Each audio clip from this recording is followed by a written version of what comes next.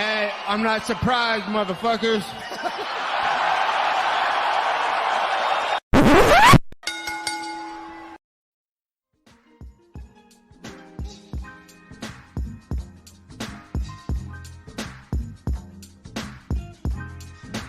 What is up, ladies and gentlemen? Welcome back to Quartet Center Podcast once again. I'm Josh Shovanov. As always, welcome by the one and only man of the hour, too sweet to be sour, future Jiu-Jitsu world champion, Angel Ortega. Boys, we got a packed week.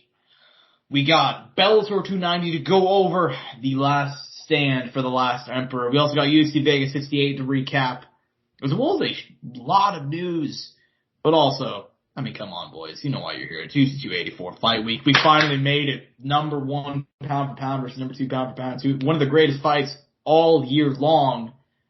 However, before we talk about all that, I want to tell you tell you all about our incredible sponsors, Rogue Energy and Elixir.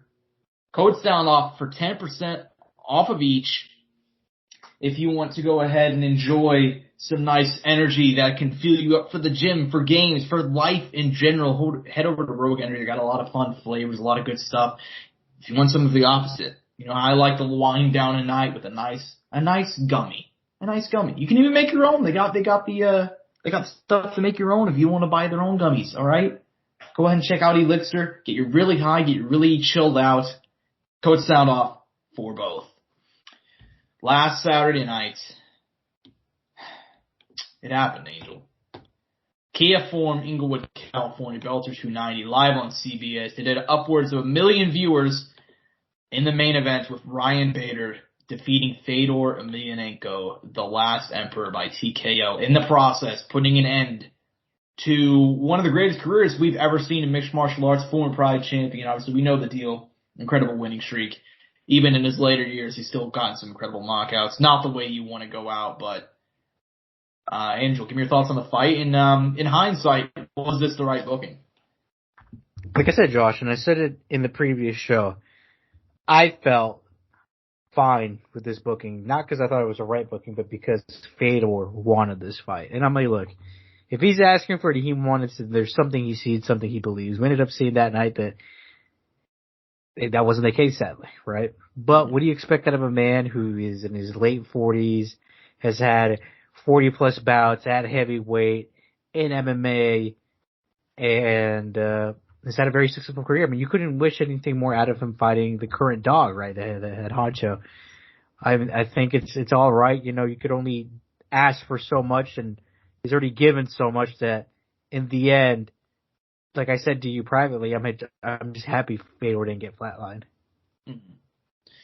Yeah, and it wasn't the way that, like, you want to see him go out, but he did not get flatlined. It wasn't like their first fight where he went out there and got starched in it was like 30 seconds, right? This one, I mean, he made it almost to the end of the round. He just couldn't get out from under bottom, and that's the way it goes sometimes, you know? Bader is one of the greatest wrestlers on the planet as far as the heavyweight division goes. The guy is fucking great. But as far as the fight goes, man, I agree. It was the right booking. I mean, you can't. I understand some people are like, Bellator should have never booked this fight. Fedor needed to go out on a win. My thing is like, and you talked about it last week. You made like a really good point. You emphasized this. You were like, this is what Fedor wants. You know, you got guys like Shogun. You think Shogun was like just rearing and he was just ready and riving up to go fight fucking Ilhor Pateria? You think he gave a no? Like he probably wanted to fight a legend. Or he would have preferred probably a legend or a top contender, you know, as a way to show like either, you know, I fought somebody of my commensurate skill level or I'm going out and fighting the best of the best, you know. Most guys don't get either of that. Instead they go out and most guys in the UFC, they go out and get starched by some fucking one-on-one guy who probably came off the Contender Series is making $20,000 a fucking, you know, a fight, you know. So it is very, very cool that he was able to go ahead and go out there and fight somebody that he wanted to fight. He was apparently sick the first time around. Obviously, that was something that we've heard about.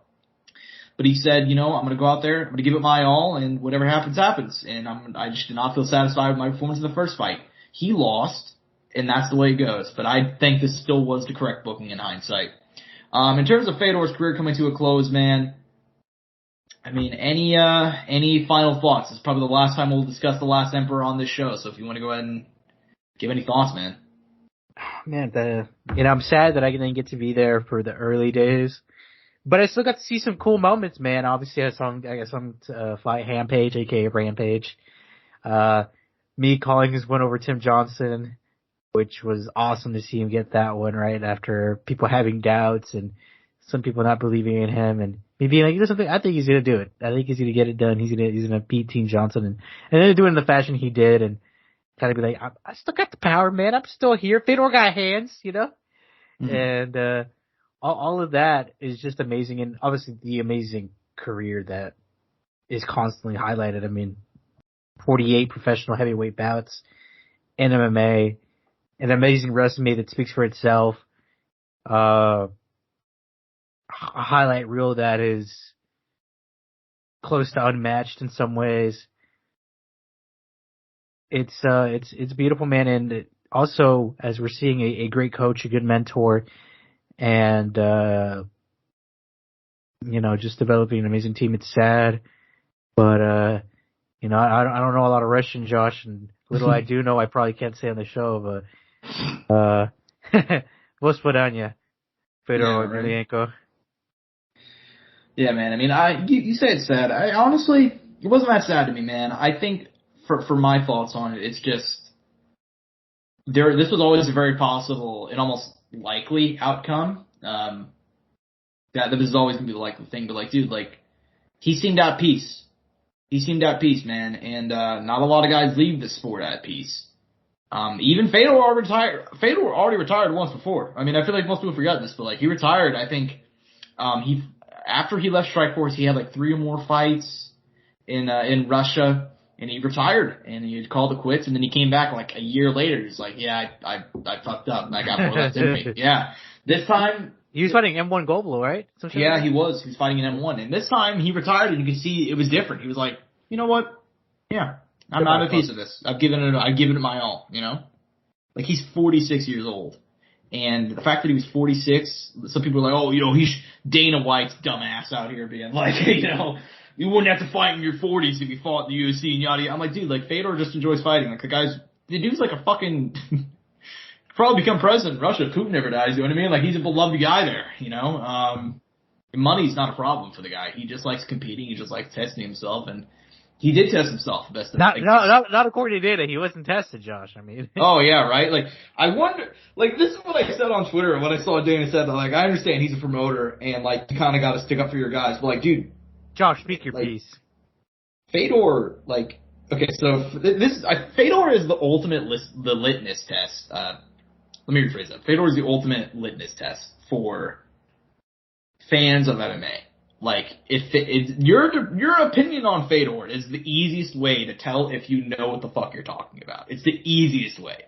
Because if you see, I saw some people like after he's lost, he's like, oh, he didn't even fight in the UFC. He can't be that good. He can't be GOAT. He got knocked out by Dan Henderson, bro. Like, oh, Dana's right, man. I'm like, dude, like, in Fedor's prime, you know who ruled the UFC's heavyweight division?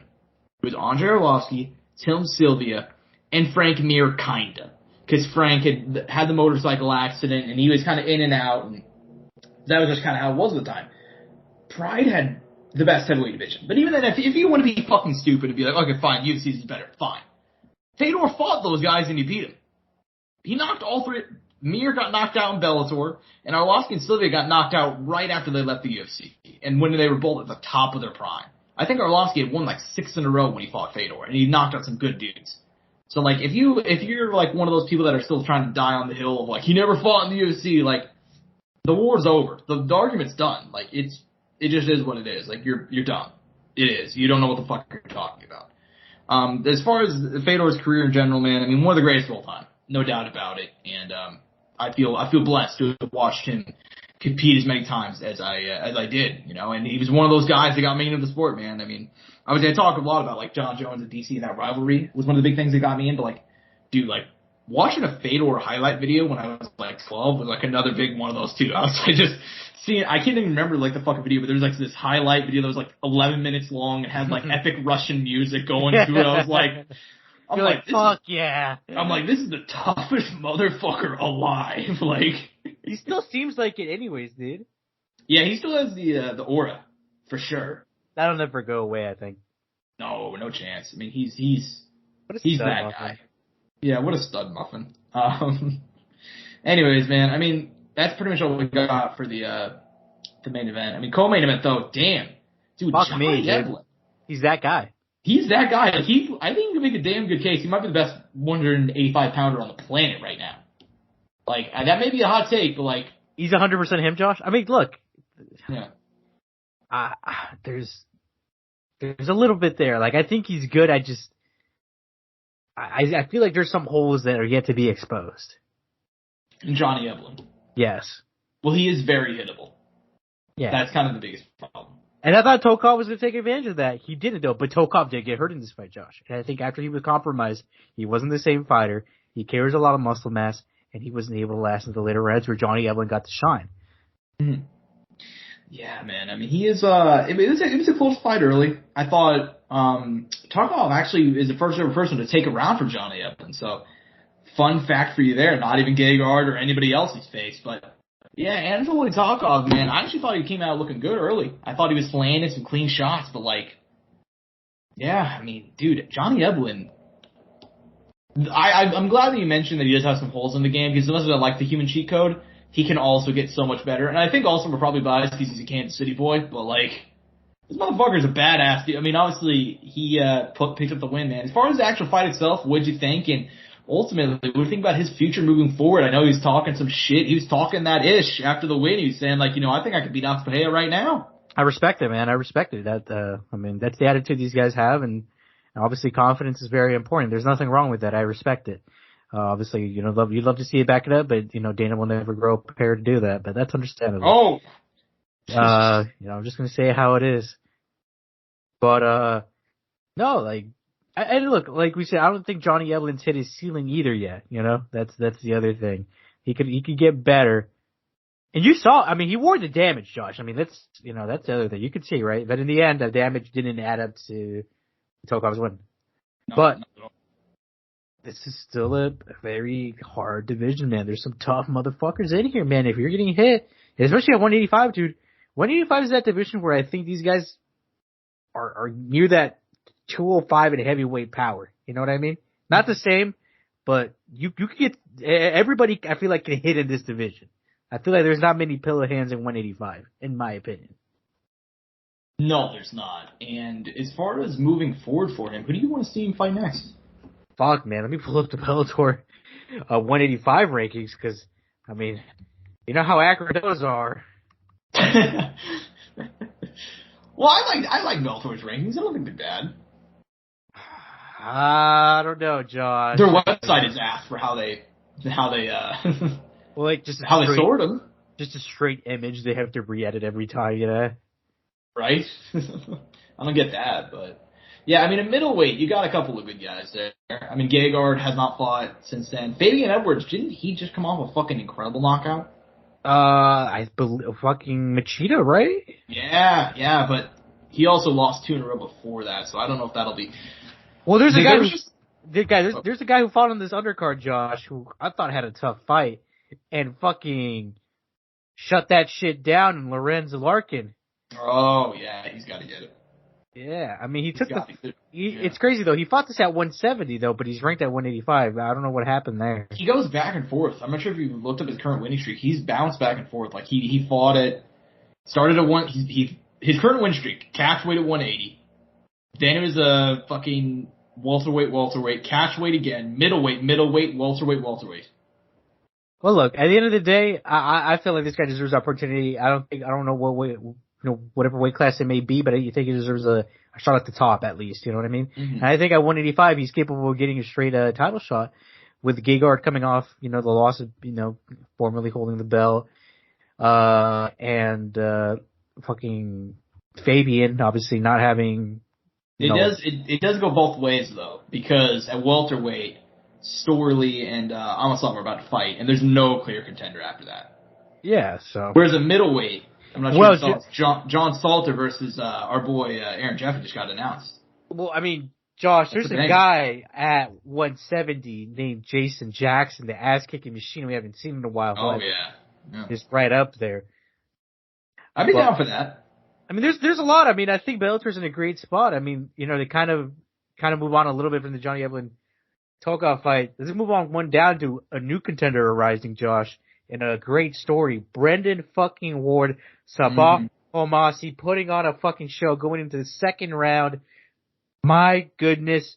Look, early on, I was a little worried for Brendan Ward, but he came on, man. Later on, he was getting it together. His IQ showed, and look, he's not the youngest guy. He's 34. He's not old by any means. He still has a fair bit of time in the sport, and I think he knows that too, Josh, because he's asking for big fights.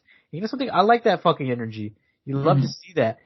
I don't know how fast the movement. I want him to kind of build up into it, man. I feel like he could fight Neiman Gracie, who just got a win. Someone else, Korshkov is a tough fight, man, but maybe I'd love to see that. Koichi Yamamuchi there. Douglas Lima available if he wants a big name. Feel like they could throw him in the mix. MVP's a little far out there, but I don't think, Brendan Ward should rush into things. I think look, you're established. I think Bellator likes you. I think the fans love you. I think they love your story. Build it up, man. You just beat number 8. Go after number 7. Go after number 6. Go after number 5. You got all the time in the world, and especially in the division that's wide open, you can get there pretty quick. Mm-hmm. Yeah, for sure, man. I mean, I kind of like it, that MVP fight. I'm gonna be honest. I kind of like that a lot, actually. It's kind of a banger. But anyways, I mean, you gotta give this kid so much. I say this kid. This man's like 31, but like you gotta give him 34, 34. Even more than I expect. Okay, so you gotta give him fucking credit though. I mean, you talk about a dude who missed years of his career, and he was one of those guys. Like I'm not sure. Like it's kind of weird to think about, and I try not to think about it because it kind of freaks me out. But like, think about how many MMA fighters just cycle in over the years, and you can like even think about them, and like they'll just disappear off the face of the planet. You'll never see them fight again. That happens all the time. Like it's just. Yeah. And he was one of those guys that just disappeared. I didn't even think about it, you know? But now that he's back, I'm like, man, fuck. I miss Brendan Ward so much, you know? And he missed years of his career due to drug addiction and his battles with that. I mean, he was, what was it, 2018 was his last fight? 2018, 2017, somewhere around there. Yeah. So, and, 4.5 years he was gone, and he has just, since returning, he's looked the greatest he's looked in his entire career. And it's not even close. I mean, he is out here just demolishing guys. And against a guy in Samaho Masi, one of the top Bellator guys coming off a couple of wins in a row, always comes to bang, has put on some incredible performances. And then it looks like, all right, well, you know, Samaho Masi's been active. He's in his prime. Looked like he was tuning him up until he wasn't. Brendan Ward, man, gotta give him full fucking props. And his story right now, I think, is something that's captivating a lot of MMA fans. So I think if Bellator's smart, they can work him into some fun matchups, and I have full faith that they will. As far as the undercard goes, man, what are some fights that you most want to talk about from there? I know you mentioned Lorenz Larkin, who straight up murdered a guy. So I know, with a fucking elbow, dude. One of the most brutal ways to get knocked out. Look, a bit of a sad one, but also. You know, it's double-sided, right? You know, Max Roshkov making his debut finally in Bellator, ends in the second round, and then ends with Chris Gonzalez, who Chris Gonzalez, man, he got pushed a little quick in my opinion. He was a guy who came out of that Team Alpha Male team really good, and he beat Roger Huerta, and they were like, this is fuck it, go fight Koichi Yamamuchi, and it was just not the right decision at the time. At a catch weight at 160, gets ended in the first round. Okay, fine. We move on from it. It was just too quick. Moves on, fights Said Awad, gets a win. Dope. They give him Usman Nurmagomedov, who just fought for the title. Yeah. Fuck, man. What a set of fights. And he gets the opportunity at Max Roshkov to welcome into the promotion, and nothing less of a nice and sick finish. Obviously, for Max Roshkov, man, who had been kicked out of the UFC, exiled for retiring in this corner and not wanting to go back out because he didn't believe, he just didn't want to deal with the damage anymore. He didn't believe he could win. And gets cut, goes to Cage Warriors, gets 2 wins, gets signed to Bellator, his debut gets delayed, goes almost a year without fighting, I believe, or almost 2 years without fighting, something crazy like that. I think it was closer to a year. I might be exaggerating here. And actually, no, 2 years, Josh. 2021, October 2021. So long-awaited return gets kind of a sour ending, sadly. Mm-hmm. Yeah, and I mean, but that's the sport, man. That's just how it is. Yeah, and Max Roshkoff will be back. I mean, the reality is that after the shit they went with the UFC, we're like the more I think about it, the more fucked up it gets. You know what I mean? Like, this kid did a favor for him in a way. You know, took the fight against Austin Hubbard on like 5 days notice. I think he even won round 1. But then round 2, he got gassed, got brutalized, doesn't come out for round 3. His coaches talk shit to him in the corner for not coming around in round 3. The commentators talk shit about him for not coming around in round 3. Dana White talks shit about him in the post-fight press conference for not coming out in round 3. He proceeded to get cut. And I want to remind you, this dude was like in his early 20s, and this was all just happening on a bullshit Apex card. Like, this poor fucking kid got the full wrath of the MMA world, took a year off, goes and wins a couple of fights, gets signed to Bellator, and he loses in his debut. And that sucks. But the reality is, dude, if he can survive that bullshit of dealing with all that stuff that happened with getting cut from UFC, having everybody talk shit about him, dude, like, you know damn well fucking Dana didn't know his name on weigh-in day. He didn't even know Islam Makhachev's name last Saturday, you know what I mean? Yeah. But he definitely knew his name when it came time to shit on the poor fucking kid who was like 25 at the time, 24, you know what I mean? Just ridiculous. But anyways, Max Roshkov, gotta give him props. I mean, even just making it back to the big show, so, sucks for him to lose that fight, but he'll be back. I mean, as far as the rest of the undercard goes, man, we mentioned Lorenz Larkin, hell of a win. I hope to see him get a title shot in either division he wants. Pretty surprised at Carl Albrechtsen coming up short, man. I mean, I had a lot of expectations for him when he signed to Bellator. He's not really had a great run. I mean, he debuted with a loss to Phil Davis. He beat Victor Nemkov. He beat our boy Yags. And then since then, 2 losses in a row. Man, tough. that Yags fight was a banger, though, dude. It was a really fun fight, yeah. So our girl Alejandra Lara coming up short by split decision, I believe, right? Yeah, split. And then also, her opponent missed weight. It was just really. I actually didn't know that. Yeah, she missed weight by 3.5 pounds. Damn. As a Alejandra Lara fan. Anyways, as a fan, oh man, you had to think about it, didn't you? No, I mean, anyway, so I'm a big fan of her. I thought it was a bullshit call. Henry Corrales picked up a win. What else? Darion Caldwell, dude. This sucks, man. This really, really sucks. I was such a big fan of this fucking guy, man. He started off 13-1, and if you saw that one fight, he got submitted with like a guillotine. His one loss in his first 14 fights was like a guillotine choke with like 9 seconds to go. And he faced some guy who like had missed weight, and it was just bullshit. They ended up winning the title, he looked like a future star, but dude, he has just not been able to put it together. Now 4 losses in a row. Is this time in Bellator up, man? What do you think about his very sudden decline? I mean, it's sad too, because when you look at those first 3 names, you're kind of like, okay, AJ McKee in the tournament, crazy submission, fine, right? Leonardo Higo, you know, kind of been around for a while. Savage, now. You know. Savage. Enrique Barzola, newcomer, good in his own right, kind of established in this weight class. But probably a fight that we could have seen Darion Caldwell winning. And then he fights this Russian kid and loses. Like, I don't know, man. It's tough. I mean, he's 35 years old.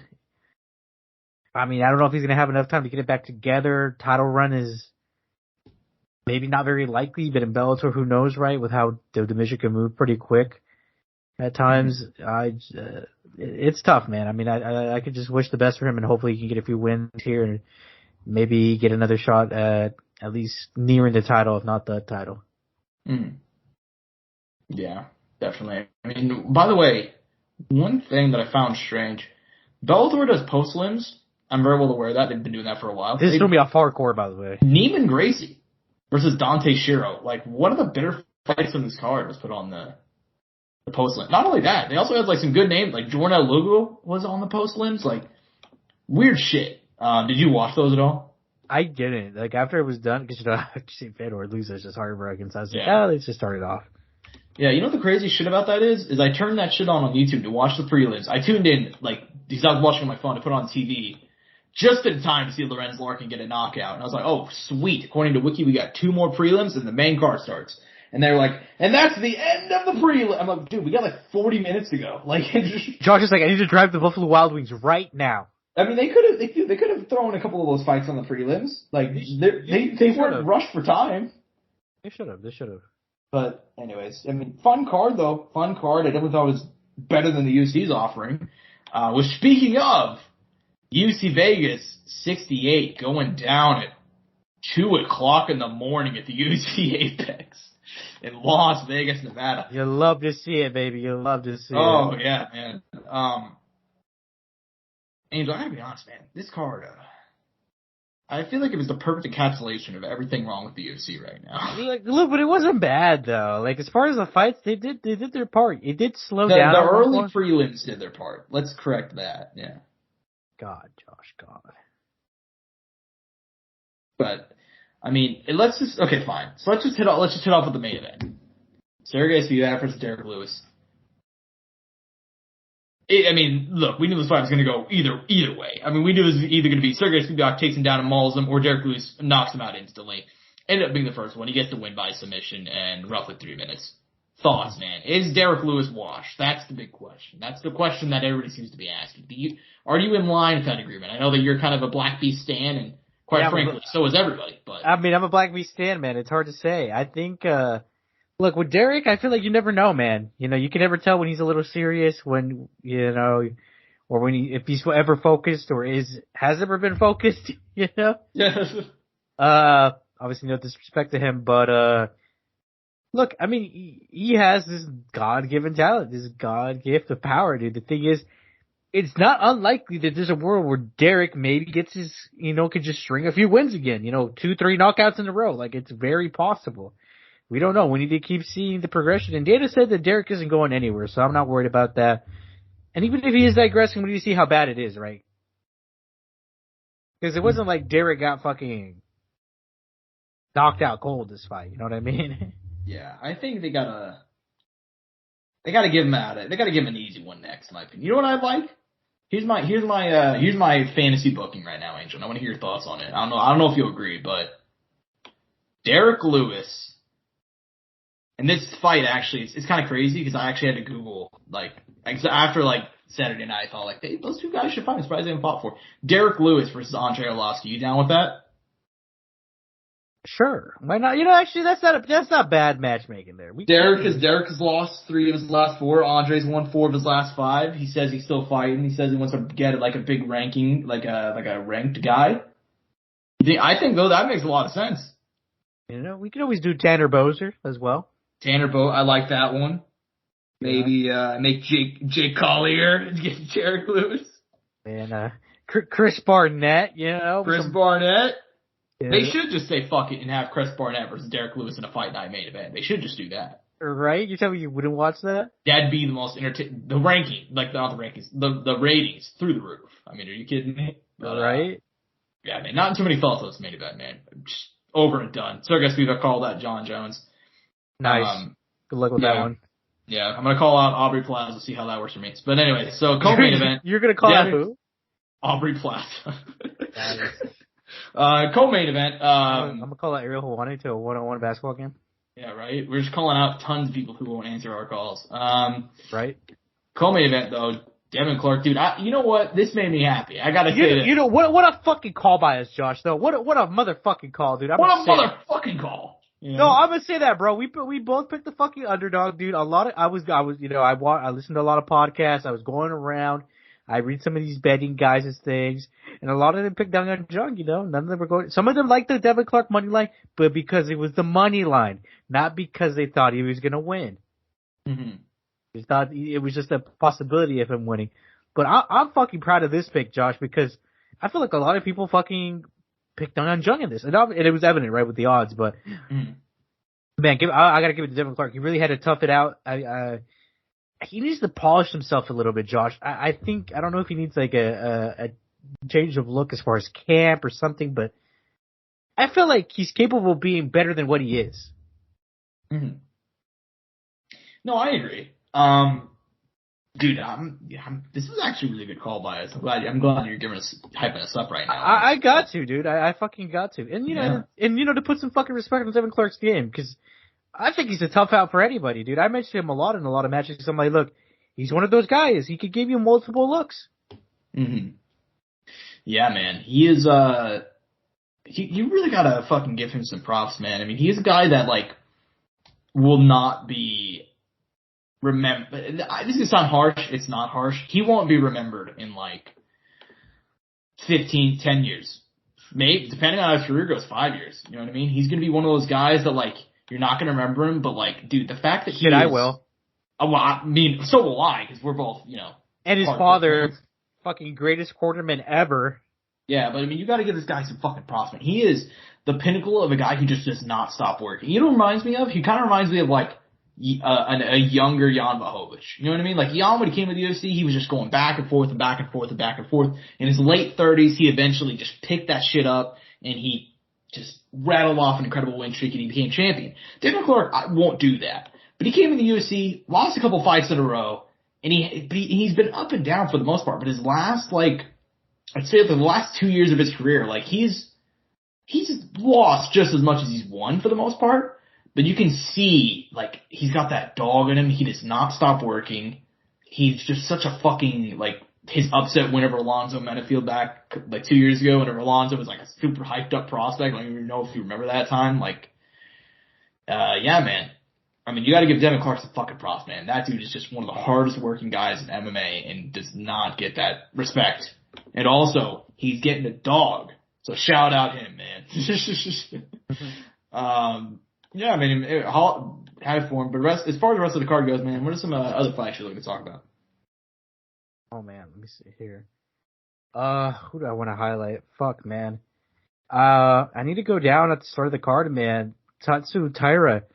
He was in that submission early on. I don't think, I didn't think he was in any danger at the time.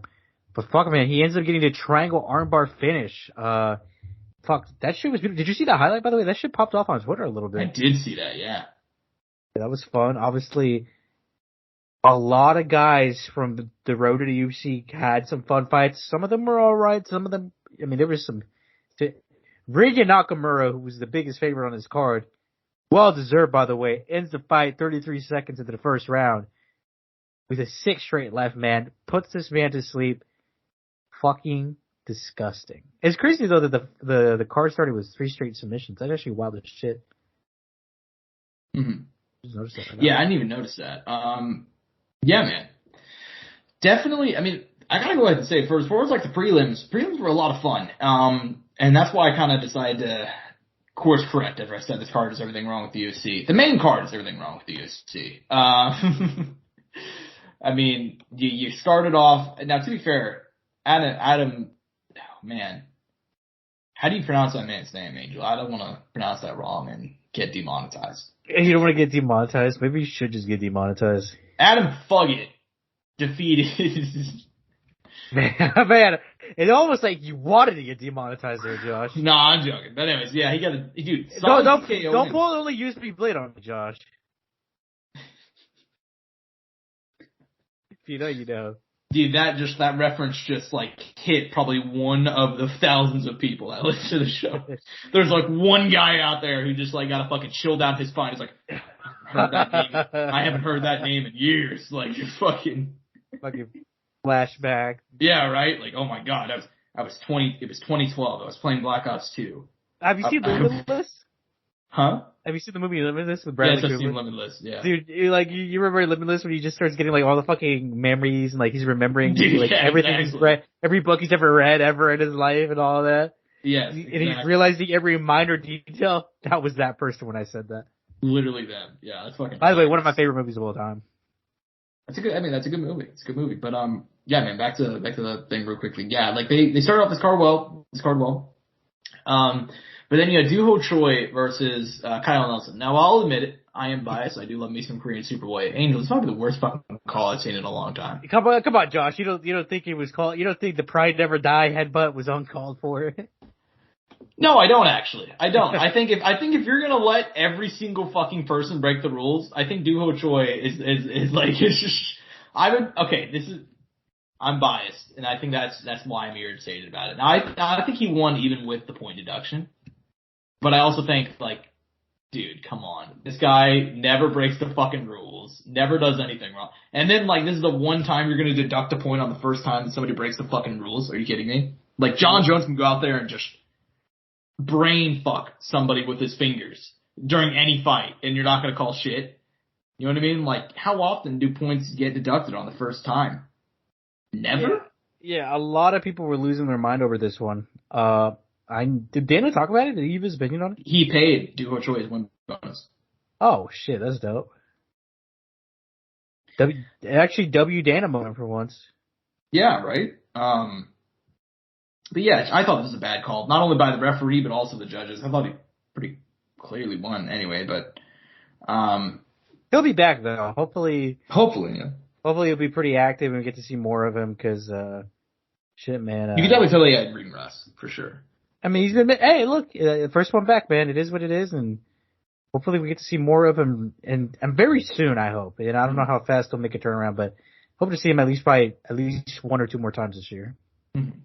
I mean, it's only the second month of the year. Exactly. So I have hope that he'll be active, and I thought he deserved the win here, and we'll see what happens, though. We'll see what happens. Other fights, Marcin Tybura and Blagoy Ivanov. I watched this fight on like 2x speed, and even then it was rough. Well, dude, you can see Blagoy's like aged hard as fuck. Yeah, Blagoy, he's 36, but if you told me he was 46, I would have believed it. Well, he also looks 46. That's the problem, yeah. But, overall, I did not like the main card. Prelims, badass. Love those prelims. But, main card left a lot to be desired. But, dude, it's all good, though. Angel, we made it, baby. We made it. Use 284. Pay-per-view this Sunday from the RAC Arena in Perth, Australia. Islam Makhachev taking on Alexander. Being a no-no virgin. You know to a virgin, ain't nothing wrong with it. Alexander the Great Volkanovski. Dude, you're talking about a fucking super fight. These might be the two best fighters in the UFC if weight classes did not exist. You know what I mean? Like, right. Makhachev has been unbeaten for 8 years. During that stretch, what is he on? Fucking 11 fight winning streak? He's beaten Charles do Bronx Oliveira. Honestly, we could just stop there because honestly, his resume is not great. But he did beat a couple other good guys like Bobby Green, Dan Hooker, Thiago Moises Dober. But then Volkanovski, you're talking about a guy. He is hunting for legacy. He does not give a fuck about money. He doesn't care about the rankings in the division. He wants to go out there and fight the best man on the best night, and that's exactly what he's done since he's been undefeated for 10 years now. May 2013 was his last loss. During that stretch, he has won 22 straight fights. He's beaten Max Holloway, the Korean Zombie, Max Holloway twice, Korean Zombie, Brian Ortega, Jose Aldo, Chad Mendes, Darren Elkins. It is just an all-time great resume, and now he has a chance to make himself an all-time great fighter and put himself in the GOAT conversation with the win on Saturday. Angel, give me your excitement level, and what do you think about Saturday night's main event? Look, it's been a while since I've gone in and watched the countdowns. I'm trying to think what the last one was that I watched. But yeah, no, as soon as it came out, I watched it and enjoyed it a fair bit, kind of seeing the process for both of them. And by the way, you should watch the video with the Nelt Boys because they went up to Dagestan and I heard about that. Yeah, they which is crazy that they were out there to begin with. The issue is I'd have to listen to the Nelt Boys. I don't know if I. Yeah, you'll enjoy it. I'm joking. It was a very different video than what they typically do, and it was actually a lot of people in the comments said that they were like, I'm actually really they're like, I really liked how different this video was from the typical pod that they put out. But nevertheless, man, yeah, fuck, man, obviously. those Dagestanis, man, they're something else. Their training, their commitment, being up in the mountain and training elevations is fucking wild. And obviously the level of effort they put in. Islam is an amazing fighter, as we can see. And we're going to see it be tested here against Alexander, who comes from this fucking piece of land that you really don't think about a lot here on the side of the ocean, you know, that's its own thing. And fuck, man, I'm curious to see what he does. I mean, he's brought in some wrestling people. Craig Jones, obviously, who is well known in the jiu-jitsu space, to be there as well and help in the worst case scenario if it comes down to defending submissions and stuff like that. But I mean, as far as the fight itself, Josh, just to put it generally, I'm fucking excited. I imagine you were too. Mm-hmm. Yeah, dude, I am fucking psyched. I mean, I said this off air, and I gotta go ahead and admit it, but I wasn't super like happy necessarily with the last couple of months of the UFC. I feel like there's just kind of been a lot of just shit, honestly, like shit cards and shit people, and you know, like that's just kind of the way I felt about it. And, are you one of those people, Josh? Are you one of those shit people? Oh yeah, that's implied. It's just no, but this is the fight that like I'm fucking psyched. I'm really excited for this fight, man, because Volkanovski is the pinnacle of like he's right now in not in the same way, right? He's not in the same stratosphere in terms of like exciting knockouts and so on and so forth. But he kind of reminds me of like Mystic Mac right now. You know what I mean? It sounds like a weird comparison, but like on the surface, but like this dude, like it doesn't matter what he does. Like I keep on doubting him, and yet he just keeps on winning. Yeah. You know what I mean? It doesn't matter who he faces. Doesn't matter what he says he's gonna do. He's like, oh yeah, I'm gonna go fucking beat Max Holloway. You know, like he does it 3 times. I remember he faced Jose Aldo. I'm like, dude, Jose Aldo is fucking gonna murder this guy. Are you kidding me? Shuts him down completely. He won a fucking firefight with Chad Mendes. You know who wins a firefight with Chad Mendes? Nobody. Just doesn't happen. So, yeah, man, he's at that point in his career where, like, you just can't doubt him, you know? But now it's time to make the picks, Angel. I've admittedly waffled on this. As the fight got closer, I thought, like, when this fight first got announced, I was like, oh, yeah, Makashev's gonna roll over him. But over time, after seeing the training videos, after watching the countdown, after hearing all the takes, I'm waffling on it, man. What do you think? What's your thought process going into this one? Man, dude, I mean, there's this first time at 155 for Alexander, right? Obviously, I mean, that's a big question mark in of itself. You know, how is he going to look at the weight? How is he going to carry the weight? How is that weight going to affect him in the fight? How much of a difference is it going to make? But like he said, something very important we think about, he's like, weight is no issue. I have always been the smaller guy. I've carried big weight. I played rugby at this position where I had to run through some big motherfuckers, you know? And he made a good point there. You know, he kind of had me there kind of thinking, right? I think one of the biggest weapons that Volk has right now, we're not talking about skill, I'm not talking about all of that, is the fact that I think Islam could very easily doubt him. He can underestimate Volkanovski, and that's very powerful. Mm-hmm. I mean, and look, these guys are very intelligent, very smart. They've been in there time and time again, but for some reason, I could see him kind of early on being like, oh, this little guy doesn't have anything for me. You know what I mean? Mm-hmm. And underestimating him, and Volk comes out strong. You know, he comes out, kind of makes a statement in first 2 rounds, and Islam's kind of like, damn, okay, I didn't expect this guy to be doing this. This is kind of throwing me off here. I didn't expect him to be this strong for being this stature. I didn't expect this to be like this, that, like that, you know, whatever it may be. Maybe he's thinking of maybe for the first time ever in his life, he's having doubts, right? Obviously, I'm speculating here, right? Obviously nothing that I can possibly know for a fact. But it's a factor, right? You know, I do genuinely believe that to an extent Islam could be underestimating Volk. Obviously, we won't know until the night of. Volk has a lot of confidence. He has a lot going on him. I think the pressure is actually really on Islam Makhachev to defend the title because the guy's coming up a weight to get that title. You're defending it. You know, you're on the defense. You're the one on the back burner. Volk can go back to 45 peacefully. You know, obviously you'd lose the fight, but that's it. On the other hand, you just captured it, and people were kind of doubting you, saying you hadn't had names before, and finally, you know, you fight a guy actually a weight class below, smaller in stature, coming up, and you lose. I mean, that's, you know, maybe there's some thoughts that are running in your head. Like I said, once again, speculation here. But look, it's very hard to say, Josh. I mean, we need to see a lot of things. It's always, it's always like this. We need questions answered. I don't know how Volk's going to deal with these takedowns. How's he going to deal with these guys wrestling? Is he actually going to be able to defend them?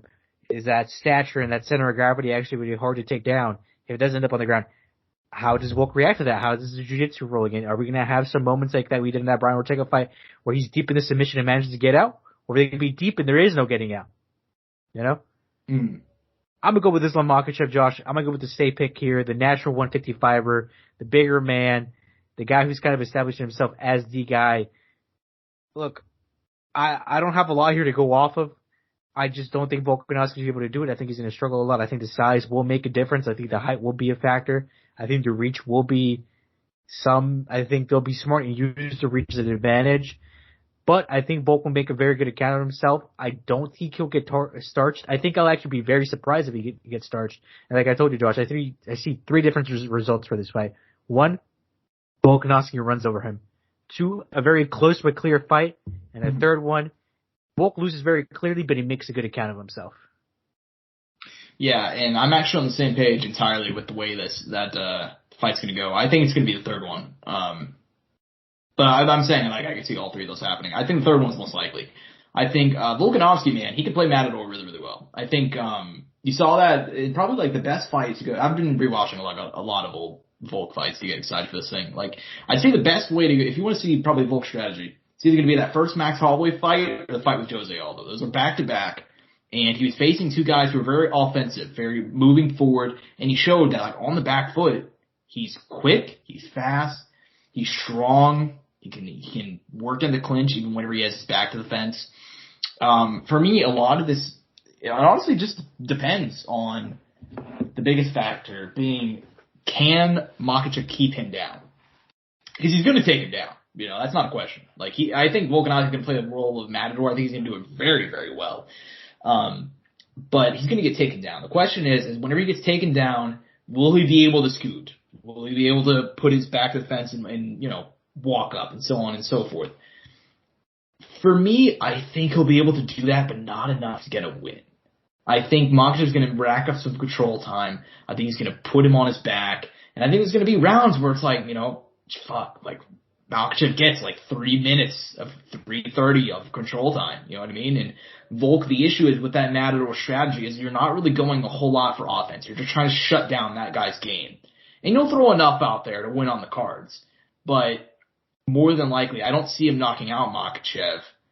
And I also don't think with the strategy he's most likely going to employ, he's going to be able to get a decision win either. I think he'll make a good account of himself. I think he totally will. I think we're going to come out of this being like, oh shit, Volkanovski is that guy.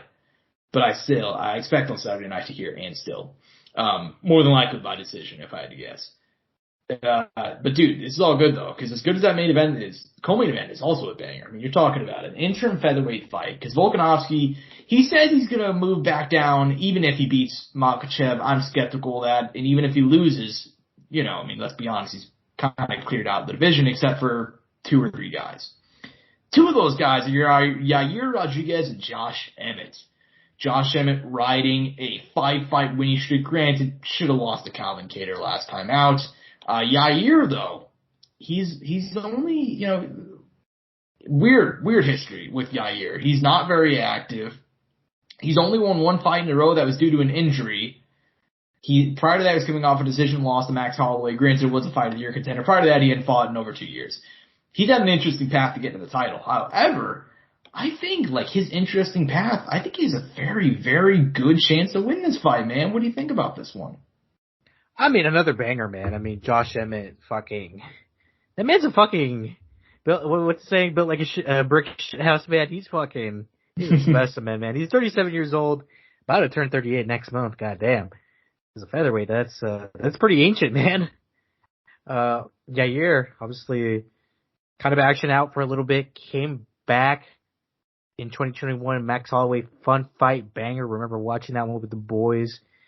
Brian Ortega fight, a little underwhelming. I remember we both went to Brian Ortega route in that fight. But look, he's here presented a title shot. Man, Josh, I got a feeling Yair Rodriguez is going to do it. I think he's going to become the second Mexican nationalized champion, because obviously we had Kane, who was Mexican but was not Mexican born. across the board in the U.S. Brandon Moreno obviously being the first. I think Yair Rodriguez is going to get it done. I think these kicks are going to be a lot. I think he's going to break down Josh Emmett early on. I think he'll really come on in the 5th rounds. I think if the fight does go to the ground, I mean, and look, I've kind of watched a few more Yair fights. There's a little bit of an underrated jiu-jitsu game there. Obviously, he's no fucking Brian Ortega, no Gordon Ryan, no Craig Jones, but there's something there, you know. And he's talked to, I've been watching some podcasts and he's been talking about, he's in this time that I've been gone, I've been traveling the world, I've been training, I haven't stopped working on my craft. I've been getting better, I've been working jiu-jitsu, I've been working Muay Thai, I've been working kickboxing, I've been doing boxing. I haven't stopped working. That's when we came back in the Max Holloway fight. There really wasn't any ring rust, Josh. We never really talked about that at the time, I think. No. He came out firing, actually. It's the exact opposite. Yeah, he came out hot, and he looked great. I mean, he made Max wrestle. You know? He made Max grapple.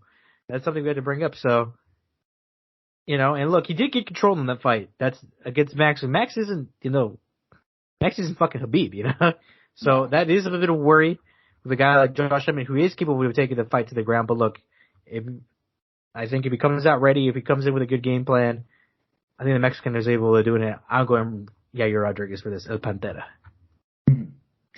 Yeah, I'm really back and forth on that. I mean, the main event had me going back and forth. This co-main event has me. I mean, I gotta admit, I'm 50-50 right now. Josh is zooming, Yeah, pretty much. I mean, dude, this fight, for me, it comes down to what Josh Emmett, his strategy is. I think if he actually goes out here and tries to wrestle, he's gonna have success and probably beat the shit out of Yair Rodriguez. Maybe not beat the shit out of him, but I fully expect him to win. Because Josh Emmett had actually, in his past few fights, he has wrestled, but not much.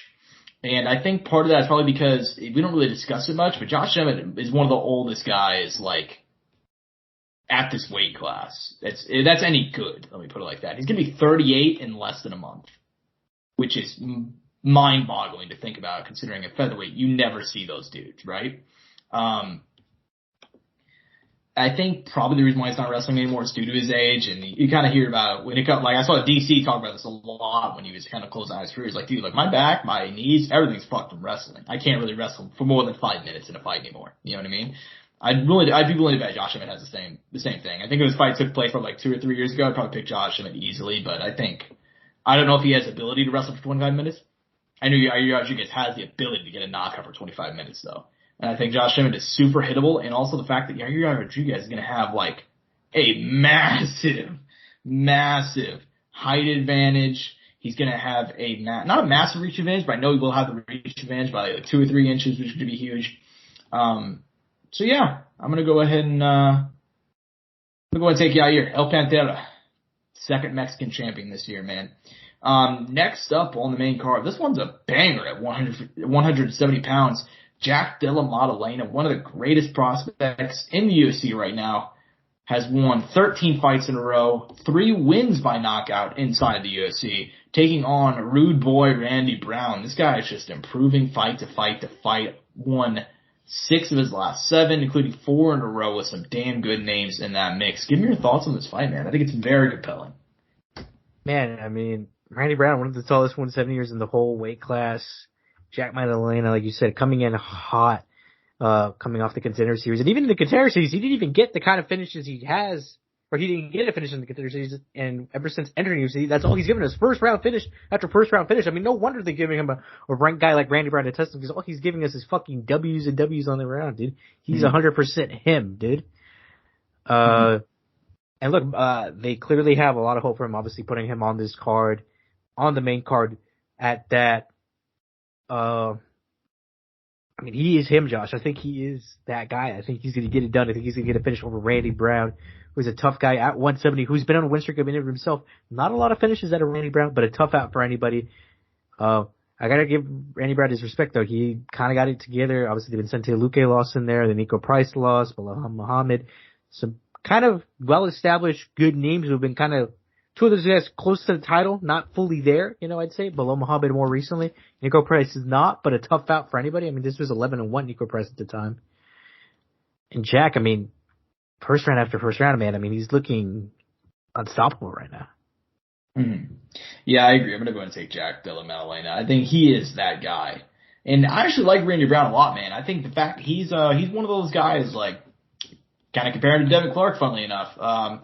He's just improving. He does not get a lot of credit. He just keeps on working in the background, working his ass off, and improving from fight to fight to fight. And you see that in his current winning streak. But I think Jack Della Maddalena is the fucking truth, man. I think this kid is 26 years old. And if you look at what he's accomplished in that time frame, I mean, he went pro in 2016.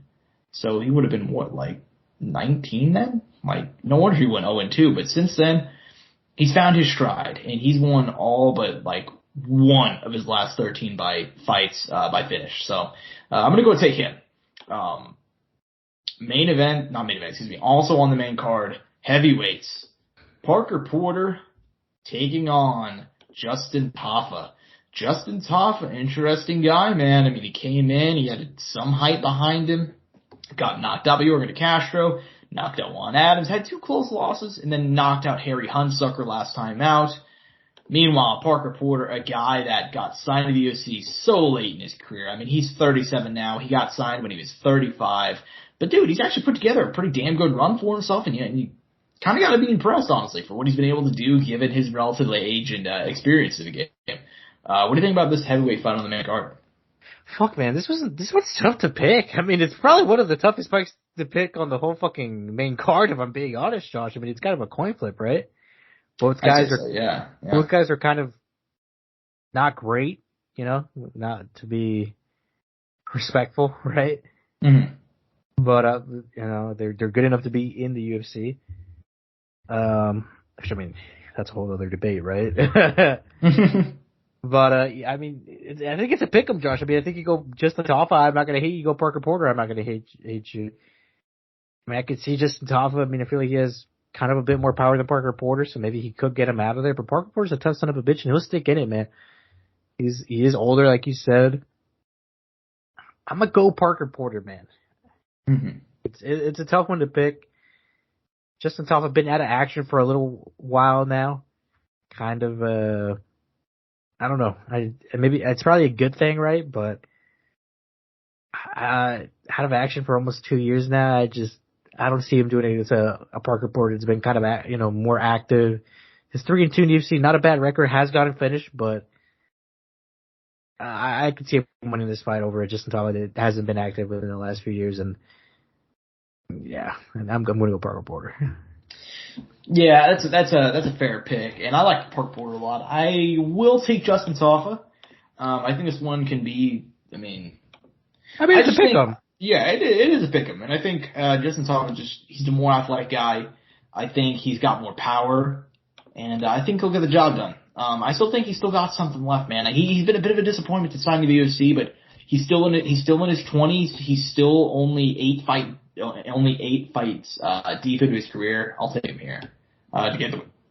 Opening up the card, though, Jimmy Crute out of South Wales, been out of action since his knockout loss to Jamal Hill, where he broke everything in his face in roughly 48 seconds. Going to be taking on Alonzo Menifield.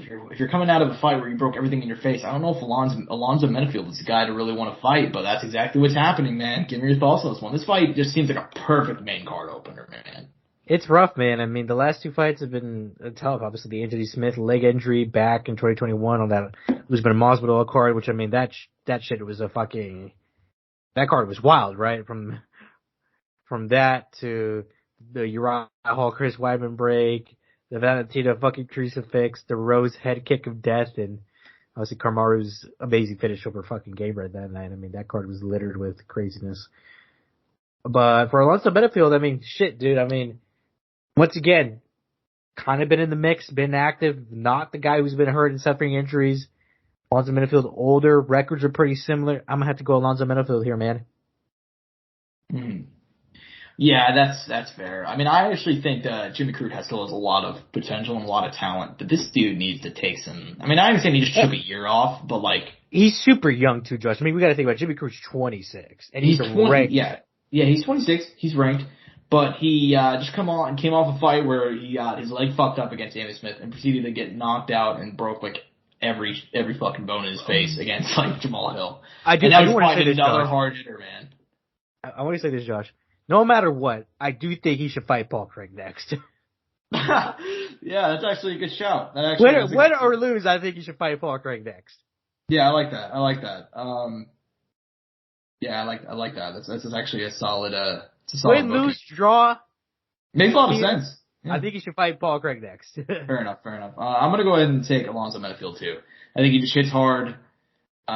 Jimmy Crute, man, I feel bad for the kid. I just think it's a rough matchup, man. I mean, if you're coming off a fight where like 2 fights in a row you're getting stopped, and then you're fighting the guy where like Alonzo Menifield, if you're looking at his fucking career, it's like 13 wins, 10 of them coming by finish. Most of those coming in the first round. So, yeah, I'll take Alonzo Menifield. Prelims, I mean, the main card I like a lot. Prelims, pretty thin, but there are a couple of good names on there. Which ones are you most looking forward to? I mean, we're going to start with Tyson Pedro fighting the returning Modestas Bukauskas, who got his knee annihilated by Khalil Rountree. I did not know this, Josh, but we knew he was going to be out for a while. And he was cut, I'm assuming, because he fought in Cage Warriors, and he got 2 wins. And then he was brought back. I don't know if Tyson Pedro is maybe the best return fight, but obviously he's a competitive guy. He's capable of winning. Tyson Pedro seems to be going on a good trajectory. They've been kind of like building him up slowly back into this division. They clearly have some interest in his success. I'm curious to see how this fight goes. It's probably the one that I'm most looking forward to on the prelims. Probably my other one would have to be Jamie Mullarkey welcoming the 11-0 Argentinian Francisco Pradro. Kind of when I was looking at this card, I saw this kid. He's 20 years young, Josh, coming in undefeated. Wasn't able to. I didn't try like crazy look into his background, but his career has only just started in 2019. He's kind of built up his record kind of quick. Kind of curious to see what he can do because he's kind of fighting a decently established guy in the UFC, especially in the 155 division. That's very competitive for a guy who's 20 years old. This is a hard fucking fight. Mm-hmm. Yeah, I completely agree. I mean, real quickly, a couple of fights you mentioned, a couple in there. Tyson Pedro. I've kind of said this before. I wish they would take more guys with the Tyson Pedro approach, where like this guy missed 4 years. They've given him 2 tune-ups.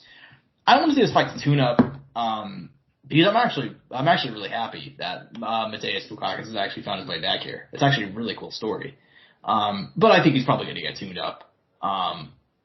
And I mean, interesting to see what he's going to go ahead and do after this fight. If you're talking a couple of tune-ups in a row, we'll see what happens. But as far as the rest of the card goes, man, I'm excited for Loma Lookingby versus Elise Reed. Loma Lookingby, one of my favorite fighters, like women's fighters in the UFC. Always entertaining. Insane elbows. Always coming out here looking to bang. Also on the card, Shane Young coming back. A guy that I actually had a lot of hopes for when he first signed to the UFC. Not when he first signed, but he lost to Volk and then he won a couple fights in a row and it's just been rough since then. Been out of action for 2 years. I was really sad that Zubaira Tukhov, I don't know how you pronounce his name. Habib's fucking friend, okay? Very good guy at featherweight.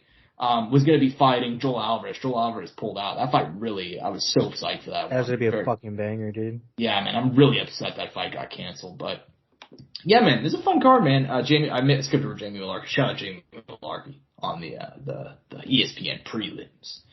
Any closing thoughts on this card before we move on to news? I mean, not much, man. I mean, obviously we know the kind of the main, top 2 fights of this card are going to be kind of carrying the event, but it can still be very exciting. I think the 3 top cards on the main card are going to be the most exciting, obviously because of all the stuff obviously the belt's on the line, legacy on the line, and rankings on the line for Randy Brown and Jack Della Maddalena. Fuck, man, I'm excited. I just want to see these fights now. I want to see what's going to happen. I want to see Volks. And I don't think we really talked about this, Josh, when we were talking about the main event, but fuck, man. We brought it up privately. I'm like, Josh, if Alexander Volkanovski beats Islam Makhachev, we have to start putting Volkanovski in the GOAT conversation. You know? And that's a whole other conversation, right, for potentially next week, right, Josh? Well, fuck me. Yeah, right? It's definitely something that we might have to talk about at some point if Alexander the Great is able to capture the title, because fuck, man, that's some GOAT shit. It really is some GOAT shit. And, man, I am I'm psyched for it, man. I'm very psyched for it. This is the biggest legacy fight for both of these guys, and it's very fucking clear. Like, as big of a win as the Oliveira one was for Makhachev, I think this one's even bigger. You know, because I understand some people are. Oh, go ahead. It's kind of crazy how different the stakes are though for each one, though. You know what I mean? Oh yeah, for sure. For Volk kind of being like, and being in the GOAT conversation, right? Holding 2 titles. I mean, only so many people have done that, and he talks about wanting to defend it. And for Makhachev, just kind of being like, I am that guy. I'm here to defend this title. You know, I might not have all the names, but I got here, and when I was given the chance against the champion, I fucking earned it. You know? Yeah. So I think we did a pretty good job of covering this card, man. The card itself is not like that crazy, but that main event, man. It's going to be fun, man. Co-main event, too, and just the main card in general. But we do got a fair bit of news to go over. Exciting first shit off, here. Huh? Exciting shit here. Yeah, Ryan Garcia. Tank Day. I don't even know why I included this in the rundown, because this is just boxing and it's fine. May not happen. We've gone back and forth. I remember they announced the shit in October. It was months ago when they said they were going to fight, and it's just gone back and forth and back and forth and back and forth, basically. I mean, what are your thoughts, man? Just not even disappointing. It's almost expected at this point. I mean, this is just the state of fucking boxing, dude. Mm-hmm. This is the shit we have to deal with. I mean, it's so aggravating that we are prevented from greats fighting greats, seeing the best compete against the best. It's ridiculous, man. What happened to being tested? What happened to the best fighting the best and testing each other and records not being everything and making a legacy that lasts? Mm-hmm. Yeah, I mean, as far as the fight itself goes, it's kind of weird, man. I feel like boxing, like in the U.S., has a very good chance it could die out soon. And I don't want to say that. I don't want it to happen. But like, dude, look at the state of boxing right now. Showtime is merging with Paramount. Showtime has nothing on the fucking docket. PBC couldn't even schedule fucking what fight is it? They recently announced with Caleb Plant versus Benavidez. They announced that one, but then because they announced that one, I guess they don't have enough money, so they had to postpone Wilder Ruiz. Like, fucking banger though, right? Yeah, I mean, if it does happen, you know, Ryan Garcia Tank. Now this fight might not happen. This is like the big one. Like it's just on par. It's just on par for the sport at this point. But yeah, in terms of fights that did get it's pathetic, yeah. Josh. That's what it is. Fucking pathetic. It is. I mean, pathetic. Because apparently the craziest part is that apparently it's all settled. It's all settled. Everything's done except they can't decide on a rematch clause. That's it. They can't decide. Yeah, it's come down to a rematch clause. Specifically, if there is a rematch, where will it air? Oh, wow. So that's why it may not even happen. So, whatever. I think it should air wherever the champion is. Well, I mean... Would you disagree with that? Yeah, but it's kind of a Mickey Mouse belt they're putting on the line anyway. Well, but you know what I mean, though. That makes the most sense. I feel like that's the fairest. That makes sense. But that's the fairest. The champion gets home field. Yeah, so, but you know boxing. You always got to overcomplicate shit. It's so fucking dumb, though, dude. It's such a simple thing. Hey, man, like right now, I'd be like, well, Tank stays head. Give it to Tank. We're gonna air it here. But if Tank loses and Ryan wins and we get and we activate the rematch class, okay, we'll air it where Ryan's at. We'll air it in his zone. Mm-hmm. Like it's. I feel like it's just that fucking simple. But these motherfuckers just got to be so fucking money hungry and not just make the fights and make money, because everybody's gonna make money. You guys are just fighting at the bit to get that little bit extra. But you guys are so fucking ignorant to make the sport great that you guys can't fucking do that. Yeah. I mean, they kill it themselves. Yeah, I mean, I think part of it, too, is the fact that we're both, like, not multimillionaires and they are. Yeah, I mean, no. That's what makes it so frustrating, you know? Like, these motherfuckers don't even fight again in their lives. And they will retire. They could retire right now with more money than I will ever make in my entire life living. You know what I mean? Right. And they're, like, still being like, well, I mean, maybe if I got a little bit more, I guess I could actually decide to fight anybody worth value. And look, I get it. Generational wealth, right? Who doesn't want it? You know? Of course, you know, but like, dude, you're seriously going to let, like, this massive legacy fight fall through because you don't do you want to make just a little bit more? I don't know. And I let's move on to fights that are happening because I get annoyed talking about boxing more often than not these days. But Right. these are fights that will happen. Well, Joshua's fight got announced, didn't it? Huh? Joshua's fight got announced. Joshua's gonna be fighting Jermaine Franklin, who lost to Dillian White last time out. That's actually a good fight though, because Jermaine Franklin probably deserved the win. So it's not a bad fight.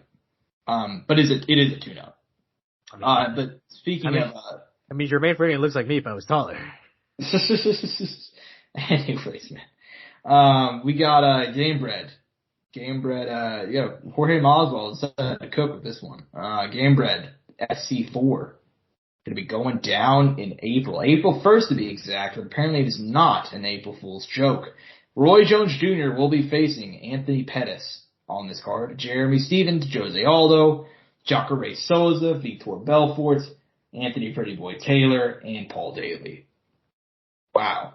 Holy shit. Give me your thoughts on this, man. It's going to be on pay-per-view if that has changed things. Fuck, man.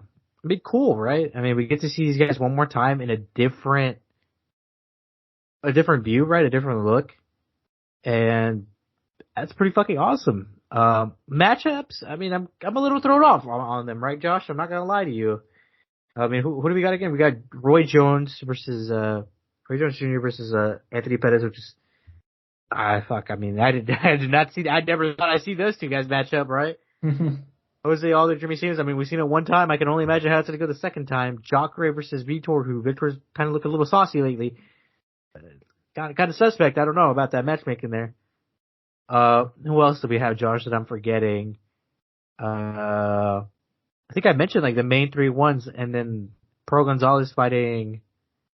Forgot who. Oh, Gina Mazzani. Yeah. Yeah. Anybody else I'm forgetting? Is there one more fight I'm forgetting in there? I don't believe so. I don't know. I think those are the only ones announced as of now. Uh-huh. Yeah, no offense to our girl Gina Mazzani, Casey's own, but I'm gonna max bet on Pro Gonzalez.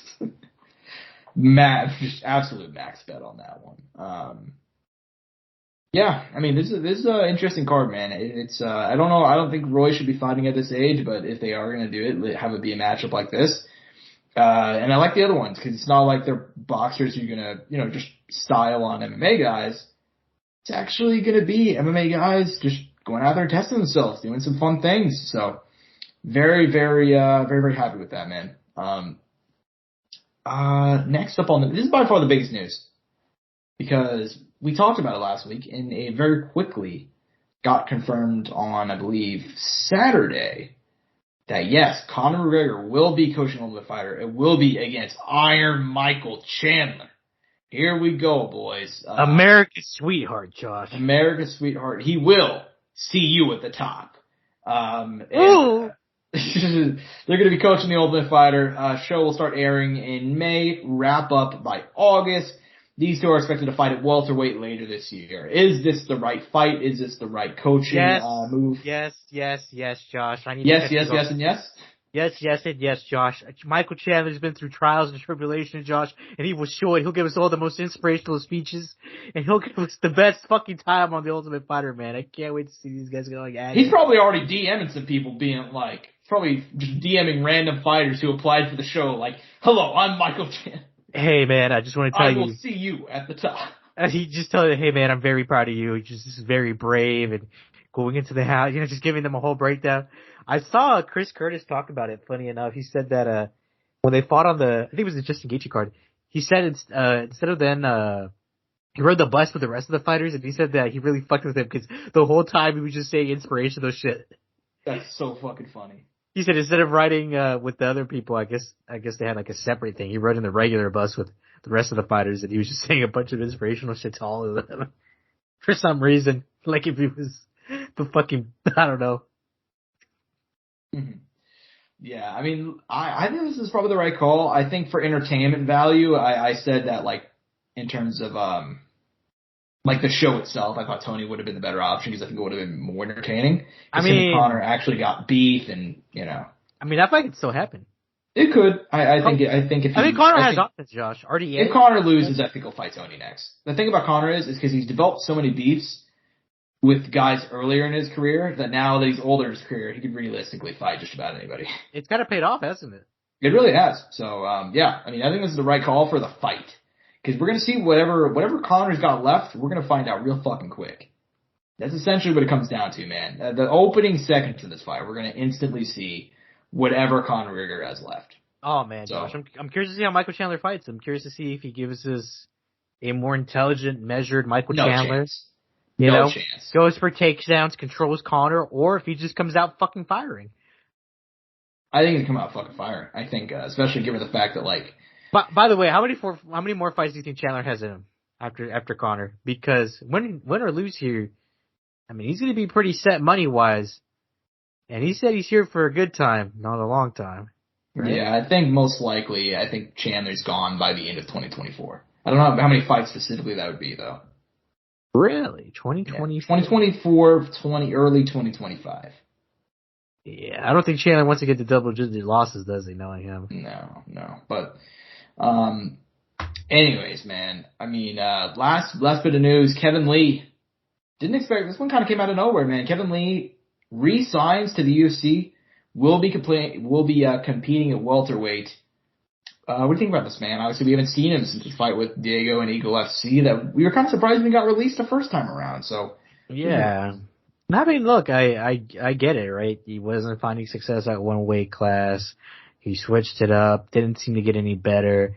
Matchups were kind of, I didn't think they were bad at the time, and maybe looking back at them, maybe they weren't the best. But from what it sounds, he's going to be making a return back at 170, Josh. He won't be going to 155. Let's see what he's done. Let's see if he can get that cardio in check. Let's see if he can get these fights together and string some wins. Because, I mean, he's still young. He still has a lot of time in his career. And at one point in time, Kevin Lee had a nice little win streak going with some nice names in the mix. And at one point, Josh, you had to pick them to beat Oliveira. Mm. I remember that. Yeah. That was after he was coming off of the knockout win over Gillespie. Yeah. Yeah. Crazy. I mean, I'm happy to see him back, man. I really am happy to see him back. I think this is the right home for him. I think he has a lot of, I don't know how much he has left to give, but I think he belongs in the UFC. You know what I mean? I thought he got a raw deal when he got cut last time. And realistically speaking, he has not done enough to actually get re-signed, but I also don't think he should have gotten cut in the first place. So it is what it is. I will say this, John. I'm surprised he never ended up at Bellator or PFL. Yeah. And I'm surprised no one knocked at the door because I felt like those were all very good options. But I guess he wanted to be in the UFC, and I get it. Mm-hmm. Yeah. I mean, I'm happy for him. But any other closing thoughts? Anything else you want to talk about before we dip out of here? I mean, nothing specifically, Josh. I mean, I think we covered everything. I think next week's show is actually going to be super fucking hype. Obviously, we'll be coming back. Next week's card's pretty weak. I'll finally admit it, Josh, on air for you. Do you feel good, Josh? Do you feel better? I do feel better now that you've been used to Vegas 69's complete ass. Does your tiny cock feel better now, Josh? No, you're not. You don't have to worry about my penis, Angel. Sure about that? No, I'm all right, man. You don't got to worry about me. Yeah, that's what I thought, bitch. Wait till I see you next time, Angel. I think you should wait till I see you next time, Josh. Wait till I see you next time. But anyways, on a serious note, we've been killing it on YouTube, killing on TikTok. Got a lot of love over these last few weeks, and we appreciate every one of you who has subscribed, all of you who like our content, and we'll keep on putting that shit out for you boys. At Courtside Sound for all things latest show on Twitter. I'm at Josh Shimonoff. He is at Angel Ortega _01. Hope you guys enjoyed. Peace and butt grease. Mouse click. Let's go.